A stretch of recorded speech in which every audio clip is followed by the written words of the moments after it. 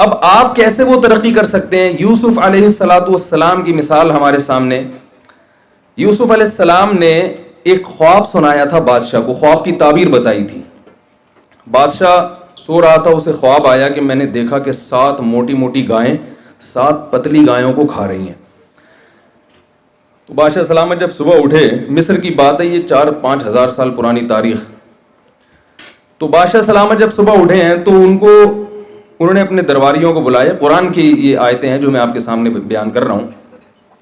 بادشاہ نے کہا انی ارا 7 بقرات سمان یأکلہن 7 عجاف و7 سنبلات خضر واخر یابسات یا ایھا الملأ افتونی فی رؤیای ان کنتم للرؤیا تعبرون. میں نے دیکھا 7 گندم کے تر و تازہ خوشے وہ 7 خوشوں کو کھا رہے ہیں اور موٹی موٹی گائیں کھا رہی ہیں پتلی پتلی گایوں کو.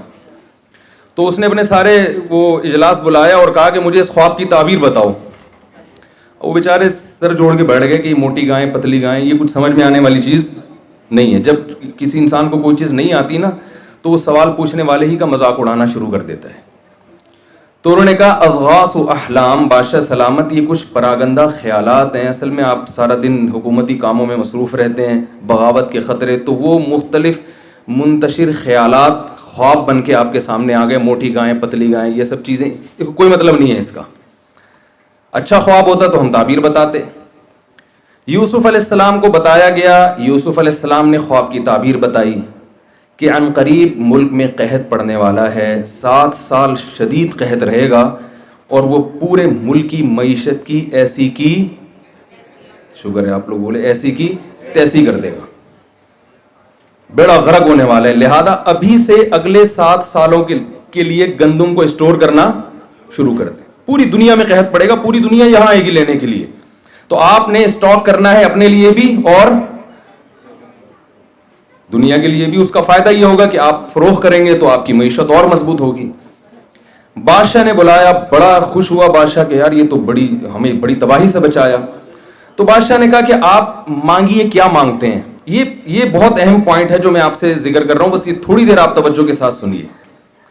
بادشاہ نے کہا کہ آپ کو کیا چاہیے, ظاہر ایک صحیح خواب بتایا نا کہ آپ مانگے کیا مانگتے ہیں. اب آپ بتائیے میں اور آپ ہوتے تو ہم اپنے ویژن کو سامنے نہ رکھتے, ہم اپنے پیٹ کو سامنے رکھتے.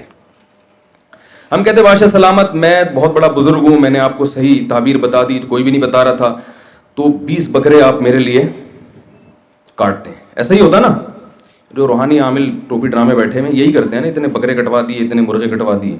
یا ہم یہ کہتے ہیں کہ بحریہ ٹاؤن میں ایک پلاٹ دلواتے ہیں آپ, یہ ایک پورا بحریہ ٹاؤن ہی بنوا دیں میرے لیے الگ سے. جب بادشاہ ہے تو پھر ایک پلاٹ سے کیا ہوتا ہے. یہ ہے ہماری سوچ جس کی وجہ سے ہمارا ملک تباہی کی طرف جا رہا ہے. یوسف علیہ السلام نے فرمایا اجعلنی علی خزائن الارض, مجھے وزیر خزانہ بنا دیں. بہت مشکل ہے سمجھانا. رضا بھائی پولیس تو نہیں بلوانی پڑے گی نا سمجھانے کے لیے.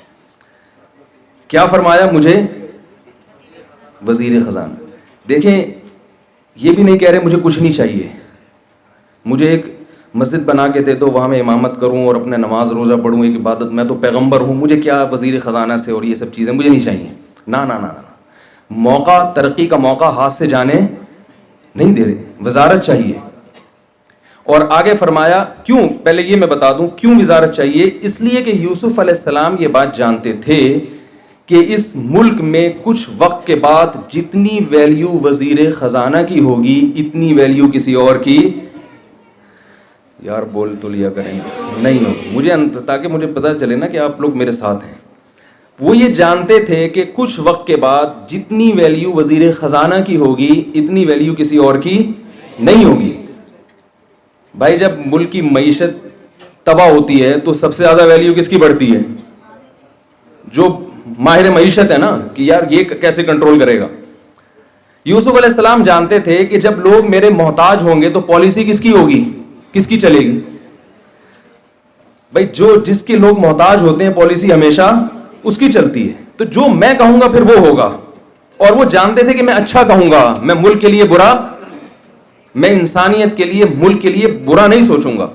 یوسف علیہ السلام نے وزارت مانگی ہے اور اس کی دلیل یہ دی انی حفیظ علیم.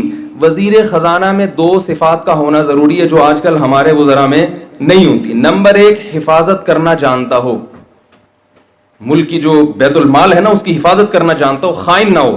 نمبر 2 علیم, اکنامکس کا ماہر ہو, علم جانتا ہو یہ کہ کتنا اسٹور کرنا ہے اور کتنا تقسیم کرنا ہے, یعنی اس کو ڈیوائڈ کیسے کیا جائے گا, اس میں معیشت میں توازن کیسے پیدا ہوگا. یہ علم اللہ نے یوسف علیہ السلام کو معجزاتی طور پر عطا کیا تھا. اس سے ہمیں پتہ چلتا ہے کہ پیغمبر وزارت چاہتے بھی ہیں اور علم کی اہمیت بھی بیان کر رہے ہیں کہ اکنامکس کے علم کی شریعت میں بہت زیادہ اہمیت ہے. اتنی اہمیت کہ اللہ نے پیغمبر کو معجزے کے طور پر کون سا علم عطا کیا ہے, اکنامکس کا علم, تاکہ وہ ملک کے خزانے اپنے ہاتھ میں لیں اور اس کو پھر صحیح طرح سے ڈیوائڈ کر سکیں. اور یہ چیز بالآخر یوسف علیہ السلام کے بادشاہ بننے کا سبب اور ذریعہ بنی ہے.